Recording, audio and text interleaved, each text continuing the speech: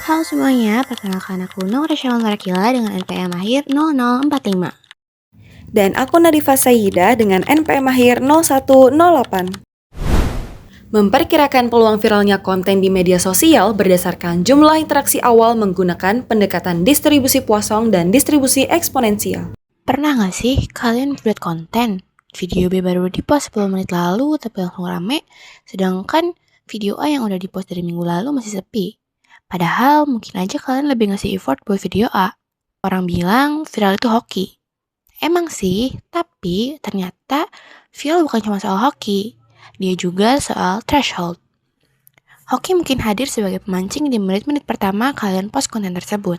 Tapi di menit-menit berikutnya menjadi soal menembus threshold. Maksudnya gimana sih? Bentar, kita harus tahu dulu threshold itu apa sih? Kata threshold mungkin asing di telinga beberapa orang. Threshold merujuk pada nilai minimal, titik awal, atau batasan tertentu yang menentukan suatu kondisi. Singkatnya, kalau di dunia perkontenan, threshold ini adalah target. Di angka berapa sih konten kita bisa viral? Penafsiran threshold dalam studi kasus ini dapat dilihat dari 3 kacamata.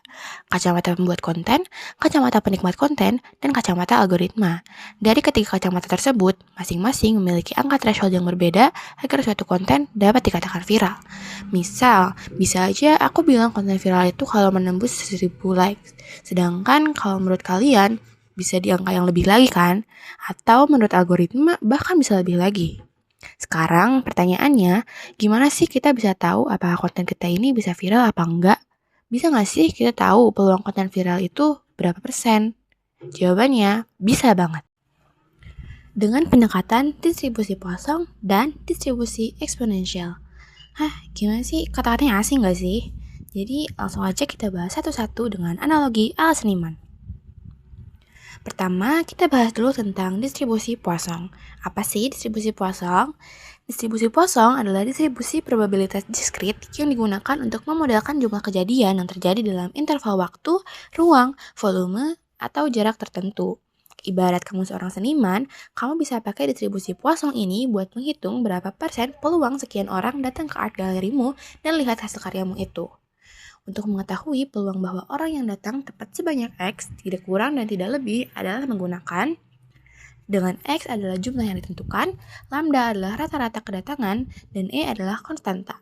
Sedangkan untuk mengetahui peluang bahwa orang yang datang lebih dari sama dengan adalah menggunakan dengan X adalah jumlah yang ditentukan, lambda adalah rata-rata kedatangan, dan E adalah konstanta. Nah, karena di sini terdapat tanda sigma, dan dalam kenyataannya konten dianggap viral saat menembus threshold dengan angka yang tidak kecil, kan susah ya kalau kita perlu menjumlahkan angka yang sangat besar, dan jumlahnya pun nggak sedikit. Maka dari itu, ketika nilai rata-rata kejadian sudah cukup besar, maka pendekatan Poisson tidak digunakan lagi. Pendekatan yang dilakukan adalah pendekatan distribusi normal dengan menentukan z-score kemudian melihat tabel distribusi normal.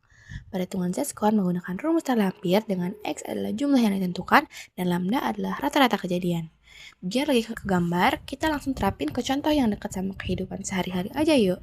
Misal, di 1 jam pertama, total likes di kontenmu mencapai 900 orang. Tapi, algoritma Instagram memiliki aturan bahwa konten bisa diakui viral kalau total likes menembus threshold 960 orang. Berapa sih peluang kontenmu itu dianggap viral sama algoritma Instagram? Nah, dari soal cerita tersebut, kita udah mendapat informasi nih. Jumlah yang ditentukan atau si thresholdnya itu adalah 960. Dan rata-rata likes-nya dalam 1 jam pertama itu ada 900 orang. Karena angka-angka tersebut besar, maka yang digunakan itu pendekatan distribusi normal dengan menggunakan z-score. Nah, kita masukin aja deh nilai X dan lambdanya ke rumus untuk menentukan z-score. Lalu dilakukan serangkaian perhitungan, maka didapat peluangnya adalah 0,992 atau peluang kontenmu dianggap viral oleh algoritma Instagram itu adalah 99,2%. Nah, selain menggunakan pendekatan tadi, kita juga punya pendekatan lain nih yang bisa dipakai buat menentukan peluang konten ini dianggap viral atau enggak. Dengan distribusi eksponensial. Apa sih distribusi eksponensial? Distribusi eksponensial adalah salah satu distribusi probabilitas kontinu yang sering digunakan untuk memodelkan waktu tunggu hingga suatu kejadian terjadi. Nah, kalau tadi kan distribusi Poisson dipakai untuk menghitung berapa persen peluang sekian orang yang datang ke art galeri. dan melihat hasil karya.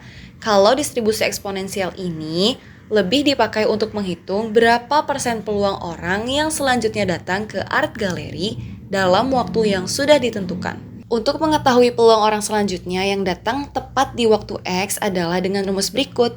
X sebagai waktu yang ditentukan, lambda rata-rata kedatangan orang per satuan waktu, dan E sebagai konstanta. Sedangkan untuk mengetahui peluang orang yang selanjutnya datang di waktu kurang dari sama dengan X adalah dengan menggunakan rumus sebagai berikut. Tinggal 1 dikurangi E pangkat min lambda X dengan ketentuan yang sama seperti rumus sebelumnya. Biar lebih ke gambar, kita langsung terapin ke contoh yang dekat dengan kehidupan sehari-hari. Yuk! Misalkan di 1 jam pertama kontenmu di-share sebanyak 60 kali. Tapi algoritma Instagram memiliki aturan bahwa konten bisa diakui viral kalau share selanjutnya hadir dalam waktu kurang dari 30 detik. Berapa sih peluang kontenmu itu dianggap viral sama algoritma Instagram? Nah, dari soal cerita tersebut, kita sudah mendapatkan informasi. Waktu yang ditentukan alias X-nya itu sama dengan 30 detik atau setengah menit. Dan rata-rata share yang dilambangkan dengan lambda adalah 60 kali per jam atau 1 kali per menitnya. Nah, kita masukin aja deh informasi yang sudah didapatkan ke dalam rumus yang sudah ada sebelumnya, lalu dilakukan perhitungan. Maka didapatkan peluangnya adalah 0,34. Artinya, peluang kontenmu dianggap viral oleh algoritma Instagram itu adalah 39,4%. Jadi, melalui video ini kita udah tahu nih bahwa untuk menentukan peluang kontenmu viral itu bisa dilakukan dengan 2 pendekatan. Kalau si thresholdnya berupa jumlah interaksi, kita bisa menggunakan pendekatan distribusi Poisson kalau angkanya kecil, dan pendekatan distribusi normal kalau angkanya besar. Terus kalau si thresholdnya berupa waktu sampai interaksi berikutnya hadir, kita bisa menggunakan pendekatan distribusi eksponensial. Kalau dari kacamata seniman, pokoknya kalau mau hitung peluang sekian orang datang ke art galerimu, itu pakai Poisson. Kalau mau hitung peluang orang selanjutnya datang dalam waktu tertentu, itu pakai eksponensial. Perhitungan yang ada di video ini cuma contoh aja ya, bukan dengan informasi asli mengenai threshold dari aplikasi tertentu. Karena in fact kebanyakan aplikasi tidak mengumbar threshold resmi untuk suatu konten dikategorikan sebagai viral.